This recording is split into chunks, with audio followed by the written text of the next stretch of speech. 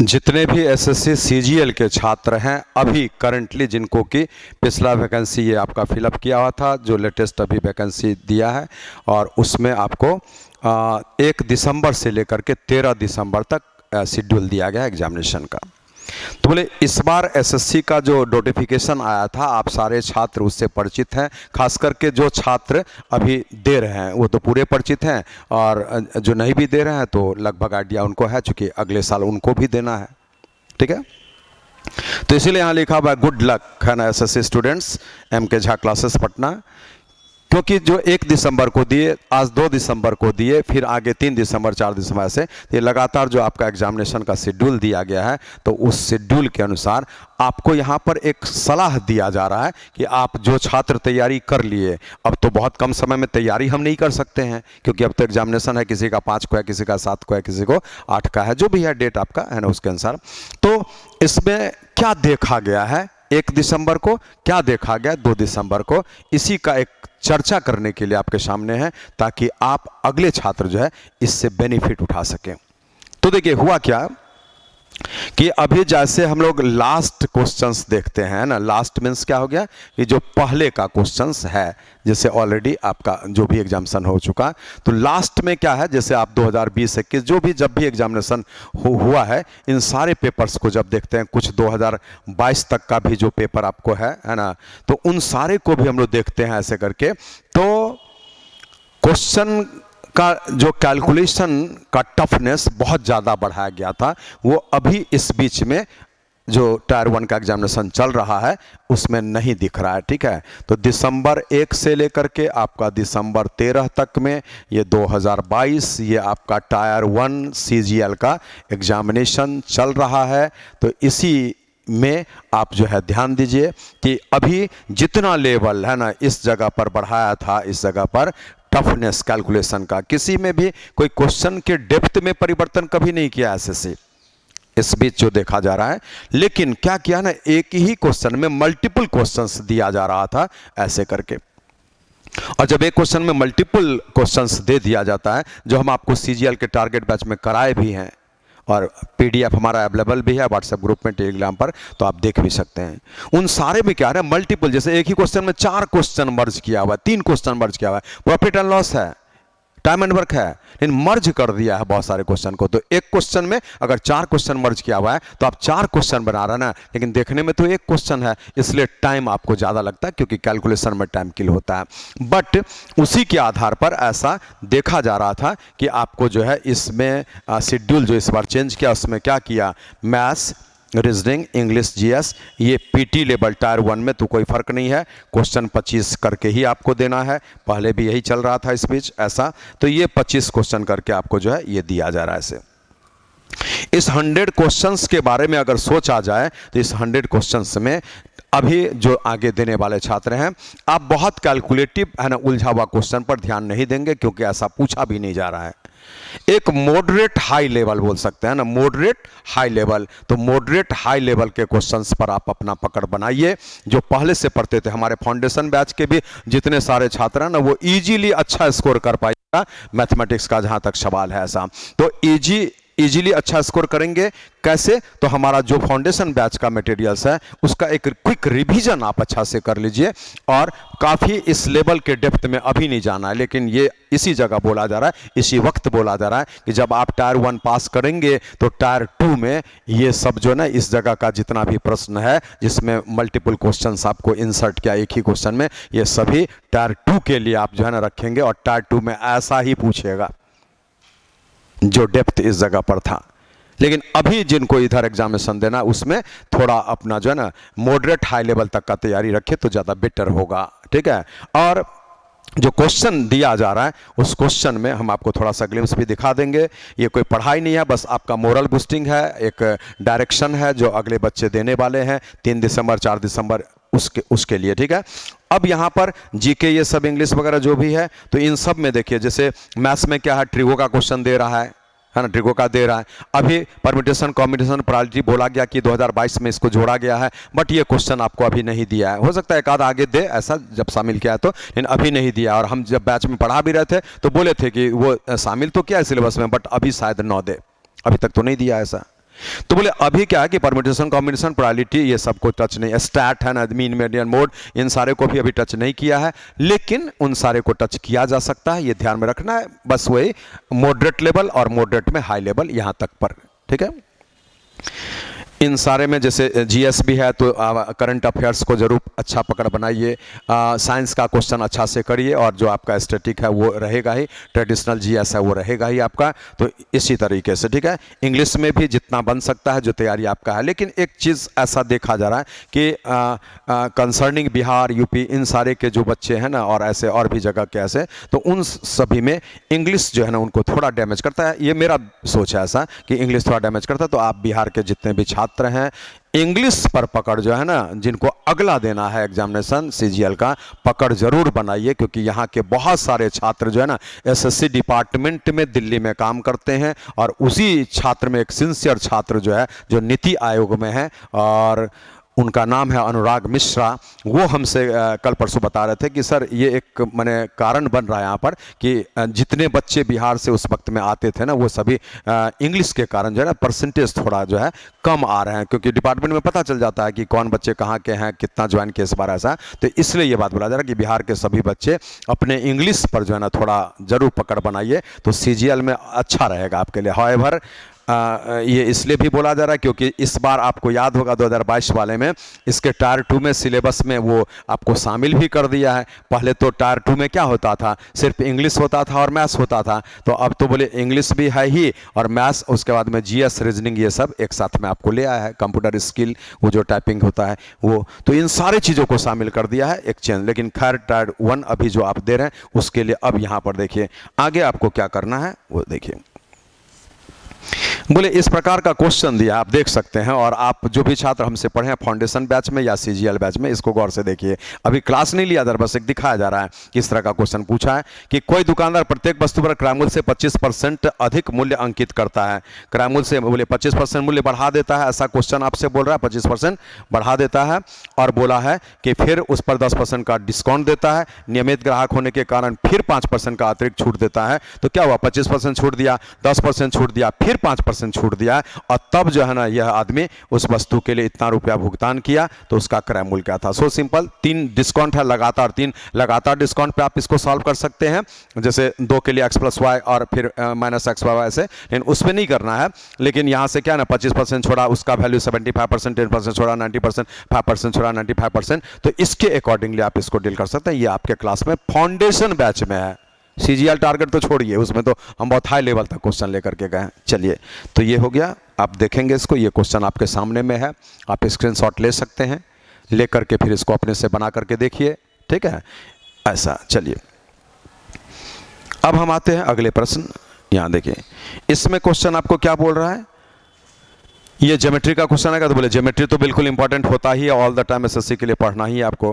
बोला 2 वृत्त एक दूसरे को टी पर बाहर रूप से स्पर्श करते हैं। 2 वृत्त एक दूसरे को बिंदु टी पर बाहर से स्पर्श करते हैं। समवाट मान लीजिए कि ऐसे ऐसे करके जो है ना ये टी पर इस जगह पर आपको जो है ना स्पर्श करते हैं। ये आपका टी हो गया ऐसे।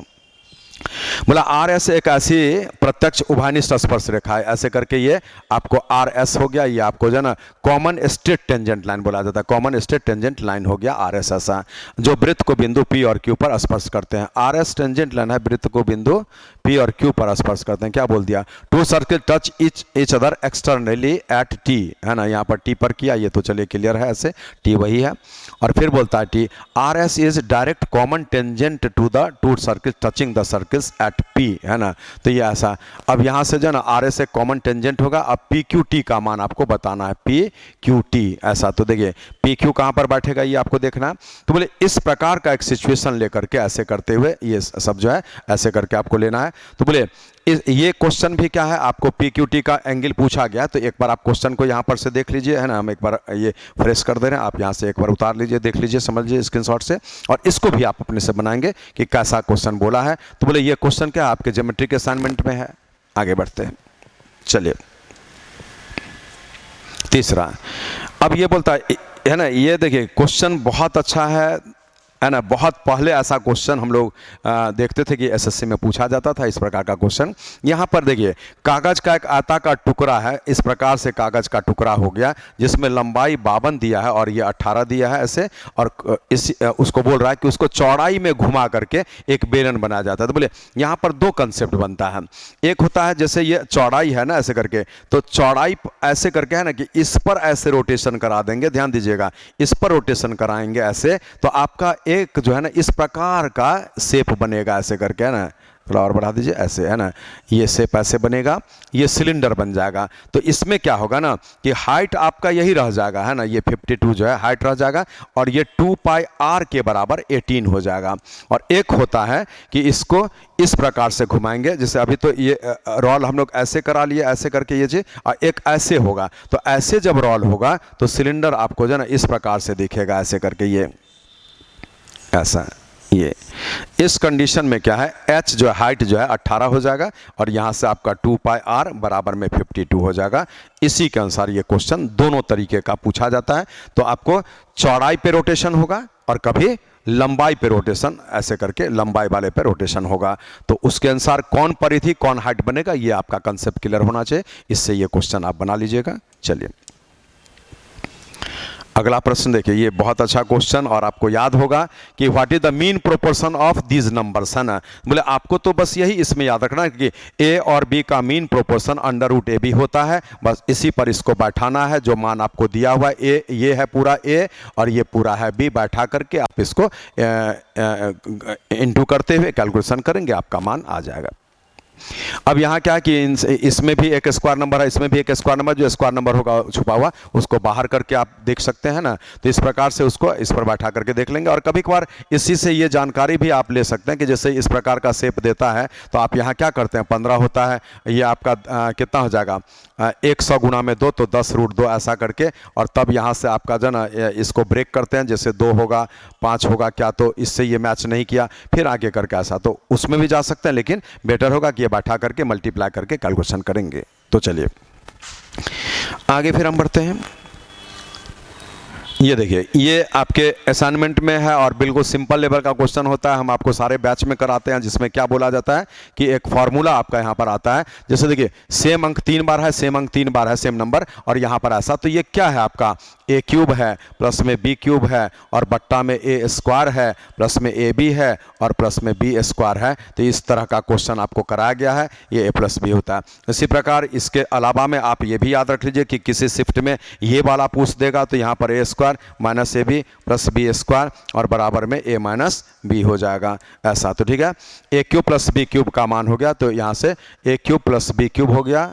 एक सेकेंड, थोड़ा सा इसमें फ़र्क भी दिख रहा है ना, क्योंकि ये उस पर आ जाता है। देखिए खैर चलिए ये एक्स्ट्रा में बता रहा है, a³ प्लस b³ होता है तो a+b a² माइनस यहाँ पर होता है, ठीक है। लेकिन इसमें आपको जो है ना ये दूसरा कंडीशन दे दिया ऐसे, और यहाँ पर आपको जो है ना a³ माइनस b³, तो यहाँ से इस जगह पर आपका प्लस कर देना है ये चीज़। तो ये तो 2 फॉर्मूला के, लेकिन यहाँ देखिए इसमें क्या होता है कि ये जो 63.5 है, इसको अगर हम 6.35 लिखें तो यहाँ पर इसके लिए क्या करना पड़ेगा, 10 से इसमें मल्टीप्लाई करना पड़ेगा, मानेगा आपका पैटर्न इस पर आधारित है ऐसा। बोले यहाँ पर आपका जो है इसमें भी 10, इसमें भी 10, इसमें भी 10 करेंगे तो 10 का क्यूब 1000 ऐसे करके आएगा और बाकी कॉमनली कट जाएगा। ये आपको लेटेस्ट हमारे क्लास में आपको जो है ना कराया गया है, इस प्रकार का क्वेश्चन आप कॉपी उलट के देखेंगे। अरे फंडामेंटल बैच में कराया जाता है ना, हमारे फंडामेंटल में सिंप्लीफिकेशन में उलट के देख लीजिए। तो जितने भी बच्चे हैं बिल्कुल आपको ये बताया जा रहा है कि ऐसा क्वेश्चन, बोले यहाँ पर ये क्वेश्चन भी होता है, ये भी होता है और ये वाला भी होता है। तो आपके असाइनमेंट में ये भी है, ये भी है और ये टाइप भी है। इसमें क्या करना पड़ता है कि ये जो नंबर दिख रहा है ना, उसको इस नीचे वाले के अकॉर्डिंगली उसको अरेंज कर लिया जाता है, और अरेंज करके आप इस प्रकार से जो है देखेंगे। अब आंसर क्या है अभी तो हम कैलकुलेशन नहीं किया है, इस हिसाब से जो है ना यहाँ पर ऐसा। तो देखिए इसको हम सॉल्व कर लिए, वो चीज़ इसको भी सॉल्व कर लेंगे, सेम चीज़ है, वहाँ पर भी वो चीज़ आ जाएगा। और यहाँ a², यहाँ पर जो है ऐसा करके ये दिया है b² और यहाँ पर ab दिया है, तो उसके अनुसार आप देखेंगे कि कॉमनली क्या कट के आ रहा है, ठीक है। तो चलिए आंसर जो भी होगा देख लीजिएगा।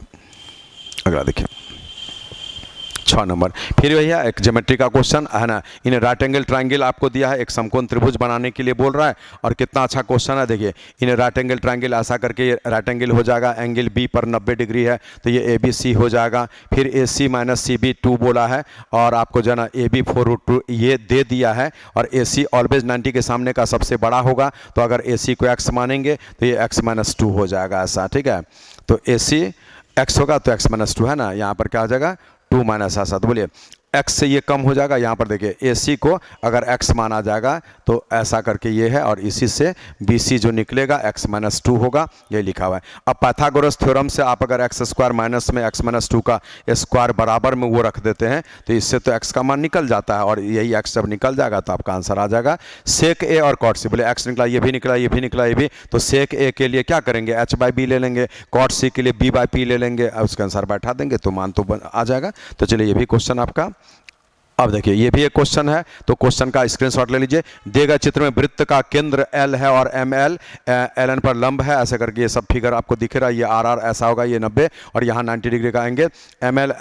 MLN का क्षेत्रफल भी दिया है इसका, तो half into base into height बराबर में एरिया होगा जो 36 होगा। केवल ये आपको जो है ना पहले ये निकलना चाहिए कि R आखिर कितना होगा, तो उसके अनुसार जो है ना एक लेंथ आपको जो है ना 36, ये तो ट्रायंगल का एरिया दिया ना, तो ये एक बार देख लीजिए, और इसके अनुसार पाई के रिस्पेक्ट में आपको एरिया निकालना है।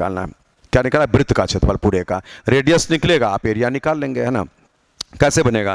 बोले अगर आप यहाँ पर सोचते हैं तो बोले हाफ इंटू, यहाँ से करेंगे ना ऐसे, देखिए half into base into height, जैसे लीजिएगा बेस इंटू हाइट ऐसा, तो ये आपका एरिया देगा, और एरिया तो उसी त्रिभुज का दिया हुआ है कितना 36 है, तो R निकल गया, और R जब निकल जाएगा तो आप आराम से जो है पाई स्क्वायर से जो है इसका एरिया निकाल लेंगे, आराम से बन जाएगा, ठीक है। चलिए ये भी है, तो बोलिए ये क्या है? आपका ट्रिगो का क्वेश्चन, हम एक ग्लिम्स केवल दिखा रहे हैं कि इस प्रकार से आपको जो है ना क्वेश्चन दिया जा रहा है। तो ये आपका जो है ट्रिगो का question, tan square theta plus में कॉट स्क्वायर थीटा और माइनस में सेक स्क्वायर थीटा इंटू में cosec square theta equal to ऐसा। अब इसमें जो है ना इसको आप चेंज करेंगे कि tan स्क्वायर थीटा है उसको सेक स्क्वायर थीटा -1 भी लिख सकते हैं, उसके अनुसार कॉमन जाएगा, उस हिसाब से आप बढ़ेंगे, आंसर आ जाएगा। तो बोले ये एक ग्लिम्स आपको हम दिखा दें कि इस प्रकार से आपको जो है ना यहाँ पर क्वेश्चन पूछा है। तो अब आइए आपको करना क्या कि जिन बच्चों का अभी कल है ना दिसंबर 3 से दिसंबर 13 के बीच में आपका है मॉडरेट, और मॉडरेट में थोड़ा हाई लेवल का तैयारी करेंगे, जीके वगैरह में भी साइंस का क्वेश्चन तैयार रखेंगे, करंट अफेयर्स का तैयार रखेंगे, लेटेस्ट 2022 का है ना करंट अफेयर्स मोटा मोटी ऐसे, साइंस का जीके याद रखेंगे, और मैथमेटिक्स में कम से कम 25 में जो है ना आप कितना स्कोर करेंगे वो आपको हम दिखा रहे हैं। 25 क्वेश्चन ऐसे अच्छा से लिख लीजिए, यहाँ पर देखिए 25 क्वेश्चन का जब बात उठेगा ना, 25 क्वेश्चंस बोलेगा मैथ्स में, तो निश्चित रूप से आप यहाँ पर 22 से 23 तक जा पाइएगा, इतना का आपको स्ट्राइक लेना है अच्छे से, इतना नंबर आपको आएगा, ये ध्यान में रखना है, इतना नंबर लाना, ठीक है। इसी प्रकार से आपका बाकी सब में भी देखेंगे 25 क्वेश्चन रीजनिंग का होगा, 25 क्वेश्चन आपको जो है फिर जीएस का होगा, 25 क्वेश्चन इंग्लिश का होगा। तो चलिए आप जो है इन सारे में अच्छा उठा पाइएगा, यहाँ पर भी 22 से लेकर के 23 ये इसमें भी उठेगा, यहाँ भी आप उठाएंगे तो कम से कम 20 से लेकर के 22 तक का यहाँ पर चांस लगाइए, और इस जगह पर आपको जो है ना अगर बेस कमज़ोर भी है तो 18 से लेकर के आपको जो है ना 20 मोटा मोटी है ना इतना का स्कोर आप करके आइए। तो अगर ये स्कोर आप करते हैं ना तो हम यहाँ पर जो है जोड़ते हैं, सपोज 23, यहाँ पर 23 46, यहाँ पर 22 और यहाँ पर 20 इस बीच में, तो 3 3 6 2 8 होता है, और ये आपका 8 होता है, तो 88 मार्क्स आपको जो है ना यहाँ पर आ जाता है आउट ऑफ 100 मार्क्स में ऐसे। तो आप जो है बिल्कुल अच्छा करेंगे, लेकिन चलिए 88 आप सोचे हैं, लेकिन आप 80 से 85 के बीच में रहेंगे जितना हम बोल रहे हैं, तो ये रहेंगे तो बिल्कुल टायर 2 देने के लिए मिलेगा, इसलिए इतना मेहनत करके आप जाएंगे। और इससे ये सीखिए कि जो अगले बच्चे हैं जिनको कि अगला 2023 में जो वैकेंसी दिया जाएगा उसको फेस करना है, तो अभी से ही लग जाइए, और हमारे असाइनमेंट जो क्लासरूम का है उस पर अच्छा पकड़ बनाइए, और टायर 2 के लिए थोड़ा अच्छे लेवल का 2022 का भी क्वेश्चन हम लोग देखते रहेंगे, ठीक है। Thank you.